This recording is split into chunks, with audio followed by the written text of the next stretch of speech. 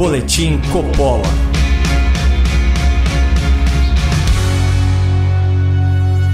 Sejam muito bem-vindos ao Boletim Coppola especial sobre a participação de Tarcísio Gomes de Freitas, candidato ao governo de São Paulo, no Jornal da Manhã.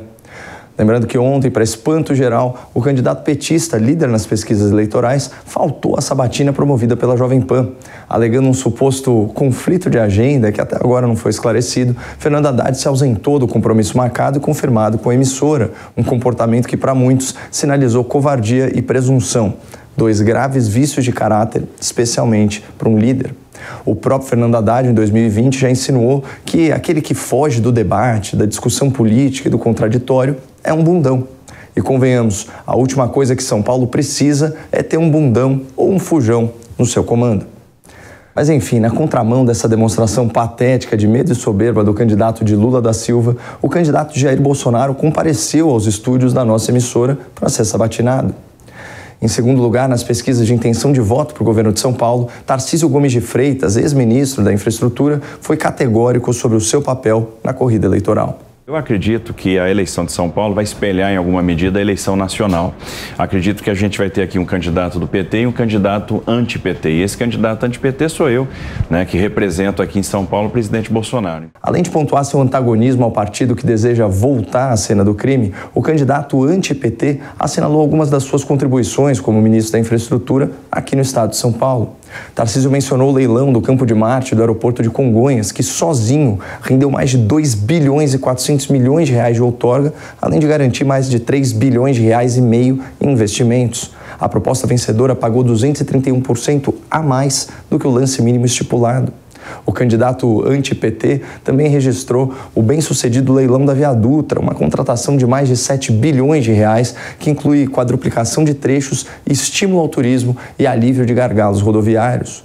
Outro caso de sucesso assinalado por Tarcísio é o Porto de Santos, antes uma operação deficitária e afogada em escândalos de corrupção, que apresentou lucros recordes em 2020, 2021 e 2022, abrindo caminho para sua desestatização, o que fará de Santos o maior terminal portuário do Hemisfério Sul, trazendo bilhões e bilhões de reais às cidades do litoral. A malha ferroviária paulista, negligenciada por governos anteriores, também recebeu a atenção do ex-ministro. Com os investimentos realizados no médio prazo, São Paulo terá capacidade para triplicar seu transporte de cargas. No ar, na terra, no mar e nos trilhos, o candidato anti-PT apresentou resultados expressivos ao povo de São Paulo. Se a gente somar o que a gente trouxe de investimento privado na área de infraestrutura para São Paulo, com todos esses empreendimentos, a gente vai superar os 50 bilhões de reais. Esses altos investimentos contrastam com o orçamento mirrado do Ministério da Infraestrutura, que hoje em dia é de menos de 10 bilhões de reais por ano. Portanto, foi a estratégia de concessões, de leilões e de outorgas de Tarcísio que garantiu os necessários investimentos em rodovias, ferrovias, portos e aeroportos dos paulistas, e isso sem gastar dinheiro público. Nessa questão dos transportes, não resta dúvida, Tarcísio é mesmo o anti-PT, a verdadeira antítese de Fernando Haddad. Quando foi o prefeito pior avaliado da história recente de São Paulo, o petista se notabilizou por 3 medidas relacionadas ao trânsito: a redução da velocidade nas marginais, o aumento exponencial na quantidade de multas aplicadas e a pintura de ciclofaixas para bicicletas, grande parte delas mal planejadas, inseguras e de péssima execução. À época, a revista Veja denunciou que eram as faixas mais caras do mundo, ao custo médio de R$650 mil por quilômetro pintado, o triplo do orçamento original e o dobro da média mundial. Hoje, bem mais simpático ao lulopetismo, o colunista Reinaldo Azevedo chegou a escrever sobre o tema. Aspas, as ciclofaixas michurucas de Haddad, com sua tinta desbotada, sua buraqueira e sua sinalização porca, são as mais caras do mundo. Os indícios de ilegalidade são gritantes. O Tribunal de Contas descobriu que a contratação das empresas é feita com base em ata de registro de preços, não por licitação normal. Esse expediente serve apenas para compras rotineiras. Assim, fica impossível a um órgão de investigação saber como é gasta a dinheirama. Fecha aspas. Cumpre registrar que, apesar de ter sido réu em múltiplas ações por seu tempo à frente da prefeitura, Haddad nunca foi condenado, seja pelas ciclofaixas multimilionárias, seja pela suposta implementação de uma indústria da multa. Ainda assim, quando a pauta é transporte e infraestrutura, a diferença de abordagem entre os candidatos Haddad e Tarcísio não poderia ser mais gritante. De um lado, Tarcísio, um gestor que busca na iniciativa privada investimentos multibilionários para financiar obras de altíssimo impacto econômico e social, combatendo a corrupção. Do outro, Haddad, um acadêmico que usa milhões de reais de verba pública em obras questionadas na justiça e mal avaliadas pela população. Para fechar esse programa e encerrar essa semana, eu separei para vocês o que para mim é o melhor trecho dessa entrevista, seja pela qualidade da pergunta, seja pelo bom senso na resposta. O povo paulista se destaca por sua ética de trabalho e podem apostar, não vai reconduzir ladrões à cena do crime. Muito obrigado, não percam a esperança no Brasil e fiquem com Roberto Mota e Tarcísio de Freitas. Ministro, o senhor começou dizendo que o senhor aqui representava oposição às ideias do PT, né? Tem uma ideia do PT, uma ideia da esquerda, que permeia a segurança pública brasileira e é um fator impedidor de ações públicas, que é a ideia de que o criminoso é um pobre coitado, que não teve oportunidade. A gente viu, inclusive, um candidato do PT dizendo isso.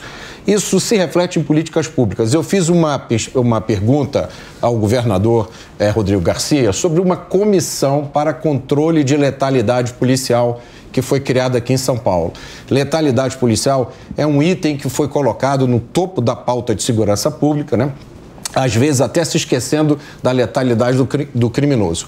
Nessa comissão aqui de São Paulo estão duas ONGs de esquerda, conhecidas pelo seu ativismo anti-polícia, conhecidas por promover a leniência da legislação penal. Uma delas, inclusive, recebe dinheiro do bilionário Jorge Soros, que tem uma fundação que promove desencarceramento de criminosos, descriminalização de drogas.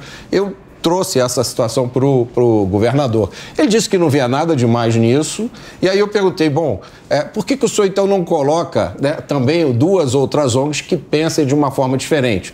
E ele falou, é uma boa ideia, eu vou ver. Eu queria saber o que o senhor acha dessa situação, de ter uma política pública influenciada, a polícia de um Estado controlado por pessoas que têm uma agenda ideológica que colide frontalmente com a ação policial. Olha, eu sou contra, né? Eu acho que o tempo de tratar, por exemplo, o policial como suspeito e o bandido como parceiro tem que acabar. Eu acho que o policial tem que ter o apreço do Estado para ele poder exercer a sua atividade. Porque é um cara que bota a farda e corre risco para defender a sociedade. Você não pode deixar o policial numa situação de desvantagem em relação ao bandido. Dizer o seguinte, não, eu estou preocupado com o bandido, etc. Quer ver uma coisa?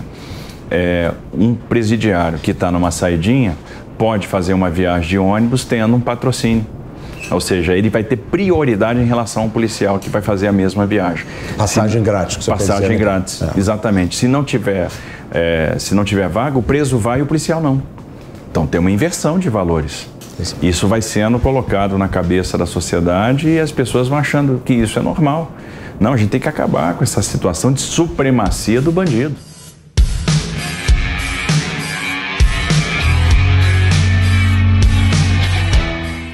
Realização Jovem Pan News.